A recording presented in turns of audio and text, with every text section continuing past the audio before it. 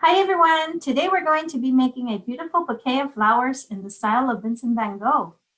This will make a wonderful Mother's Day gift, and we'll be using short strokes to achieve this beautiful effect that you see here. Now, in this particular project, I've actually used chalk to paint in my picture. If you notice, you can just add water to the surface as such if you were to be using chalk, and it works just like watercolor paint.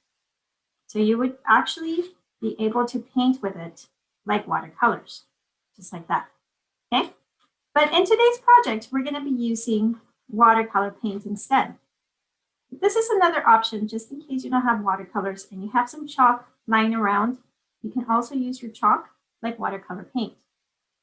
I really like the effect. So this is what you will need. You will need your watercolor paints. You will need a sheet of paper. And I've actually taped down my paper because once we add the water color-based medium on there, it's going to warp up. I also have a cup with some water and a paintbrush and a little towel just to keep my brush clean.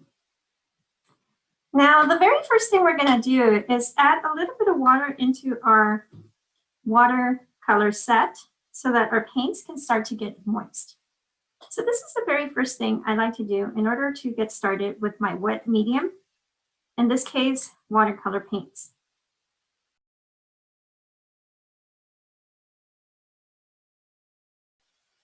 Now that we have our palette nice and moist, now we're ready to move on to the next step. So we're going to start with our background first. And let's just take a look at the sample here. And if you notice, the background is a very soft yellow. That way it's going to make our other colors pop up and contrast. So therefore, we're going to start with the whole entire background first, and we're going to use yellow for that.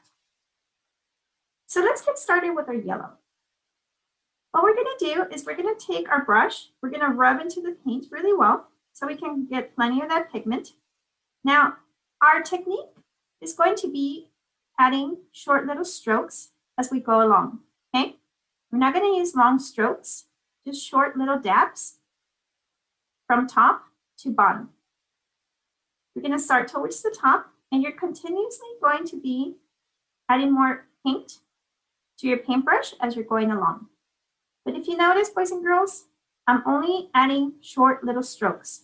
Dab, dab, dab, dab, dab, dab, all the way from top to bottom of my paper. This is going to be the very first thing we're going to do. Now, if you miss a few spots here and there, that's okay. It doesn't have to be fully covered.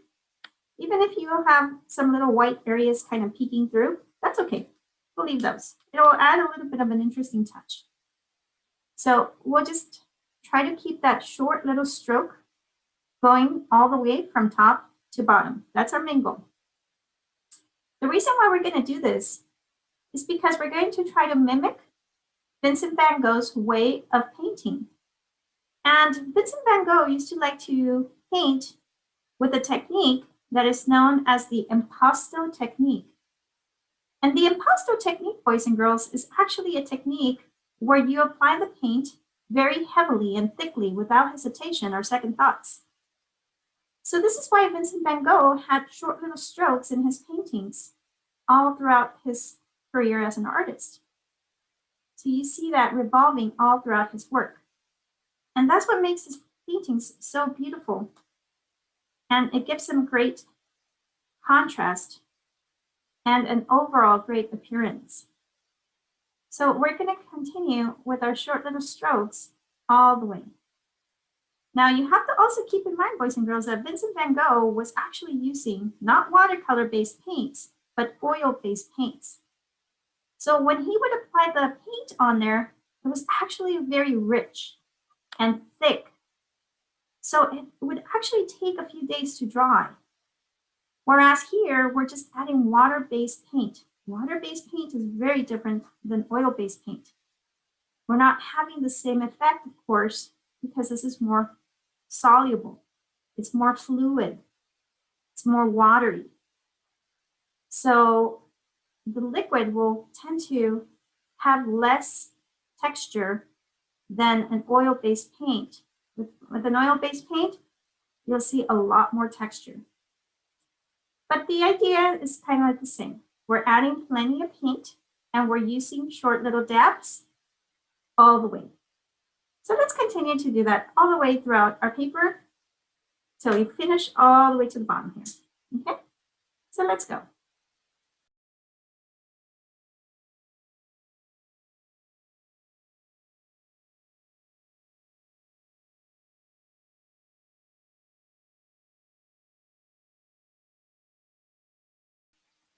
Notice how all my strokes, boys and girls, have remained consistent all throughout the whole entire surface. So make sure your strokes remain consistent as well. Just keep doing those short little strokes, one at a time, constantly adding paint, spreading it out really well with short little dabs that are very consistent and they flow very nicely in one direction all the way from top to bottom. So now we have our background. Let's go ahead and start with our flowers next. And for our flowers, we're actually going to be using a brown color for the center part. You're going to think about how many flowers you want, and you're going to also keep in mind that your flowers are only going to be in the upper part of your paper. Why only in the upper part of your paper? Well, because this part here is going to have the vase. So the bottom part will have a vase for your beautiful flowers. Okay? So let's go ahead and take a look at our example here. And if you notice, some of the circles are in full shape, but some of them are more like ovals. So in some of our flower shapes, we're going to have a full circle, and in some of them, we'll have ovals. But remember, we're going to try to keep them up towards the top part only. So let's go ahead and do that next. I grab my brown, and just going to think about where my first circle is going to be, and just kind of outline it with my paint. Nice and big, not too small. And I have another one here. Maybe I want an oval up here. And how about another circle right here? So you kind of lay them out however best you can in your picture. And I think I want another oval right over here. Okay. So now the next step would be for us to fill it in, but we're also going to keep with that short little stroke motion that we started with originally. So all of our painting is actually going to be painted with short little strokes, short little dabs all the time, okay? This is going to be something recurring, something very consistent in our painting so that we can have those beautiful effects. So let's go ahead and fill up these shapes that we just made.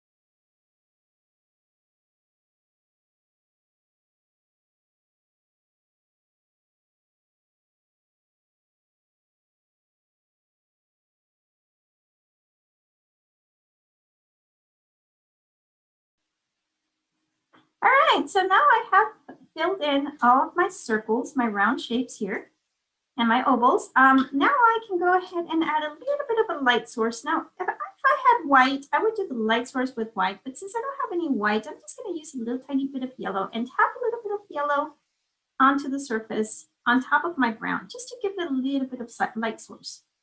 So just take a little bit of your yellow there. Unless you have white, then you can use your white. But I just want a tiny, tiny bit.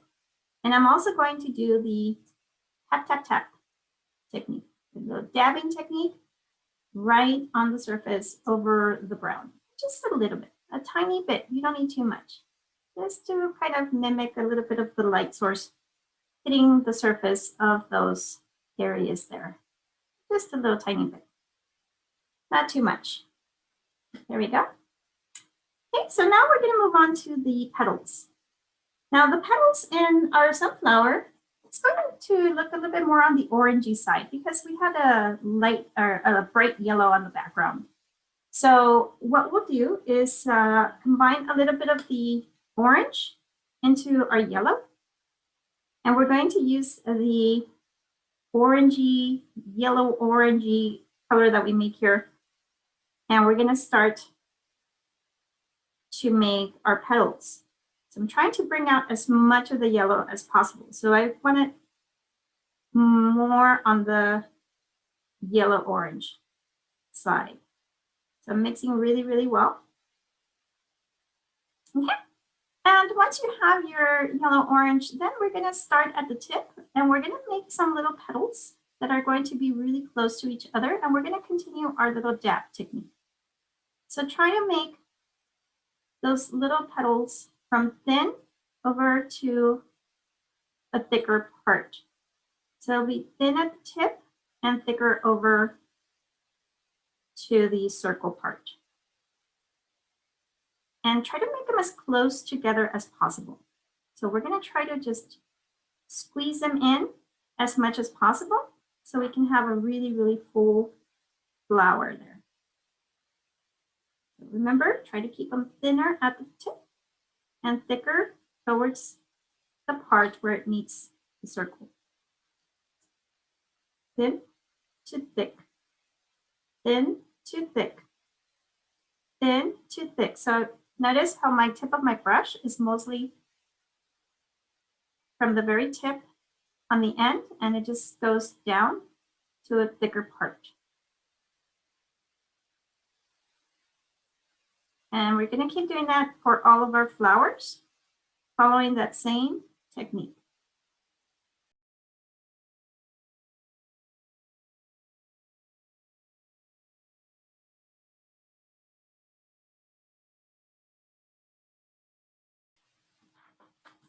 Now, if you come across a flower that's on the way, just kind of go in there and define it either way. So even if it's on its way, just kind of ignore it and just keep going.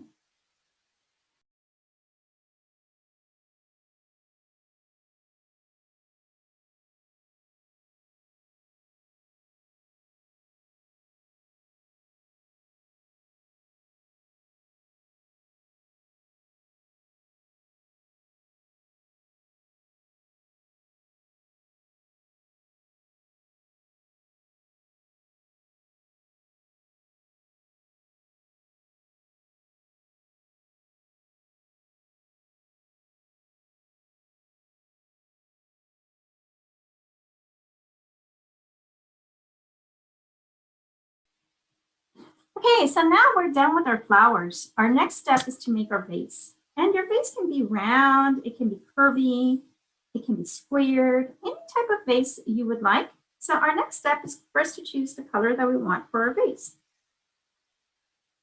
Let's take a look at the vase that I have here in our example. You can see it kind of curves towards the sides. And we also have a table down here. So we'll do the table towards the end. So I have a blue vase on mine. So I'm going to go ahead and choose blue for my vase. But again, you can choose any color you want. Now we're going to start by outlining our shape for our vase first. And then we're going to fill it in. So just go in there and shape it as best as you can. Try not to cover up the flowers that you have already painted. So there we go. There's my shape for my vase. Now it's time to fill it in. And when we fill it in, we're going to continue our same little stroke. So short little dabs all throughout the vase area.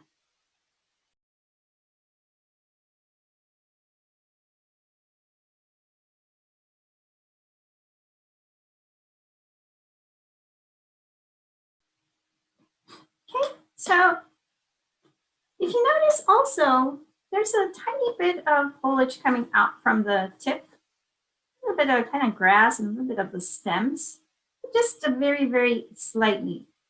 It's very discreet if you notice. So we can actually do that here towards the area where we might have some open spaces. If you don't have any open spaces and if your flowers pretty much fill out the whole area, then you don't have to worry about this next step.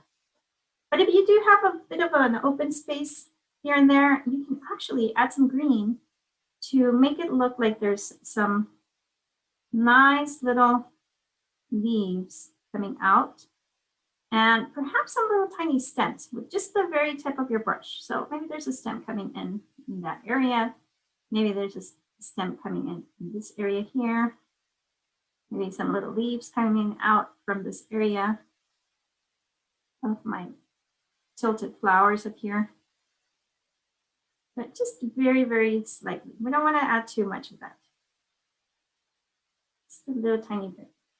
Okay, so just like that. Just I'm going to tap it with just with the very tip of your brush. Okay.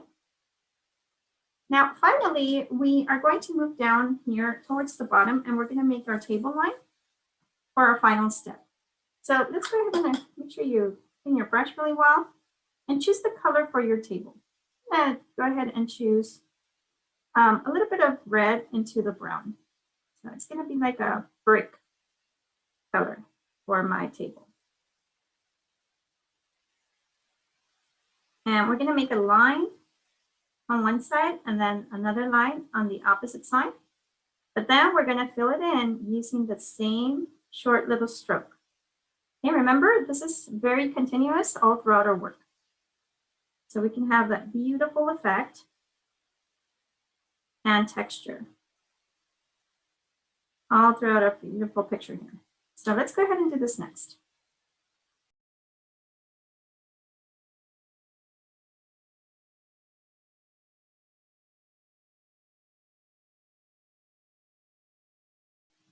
Make sure that when you're painting your table, boys and girls, don't cover the vase.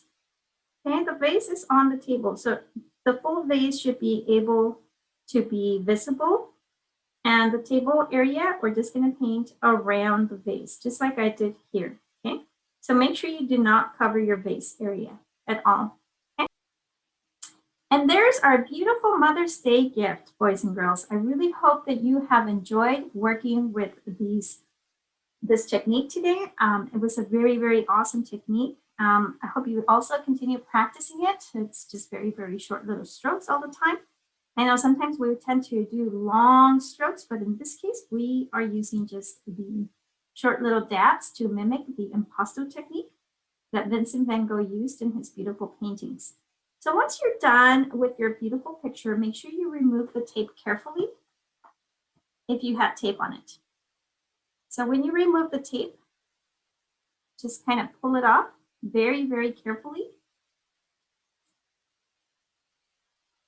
And you should have like a small little white section there where your tape was covering it.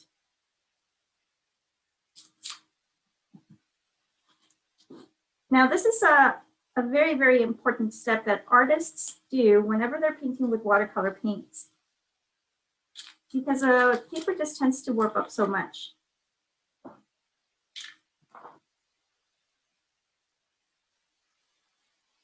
And then, of course, you can frame your beautiful pictures. And you can give them as a gift to your mom, to your grandma. Very, very nice little gesture here. So there we go, boys and girls. Here is our beautiful work of art based on Vincent van Gogh's Sunflowers. I hope you enjoyed this project, boys and girls. Thank you so much for joining me. And we'll see you next time.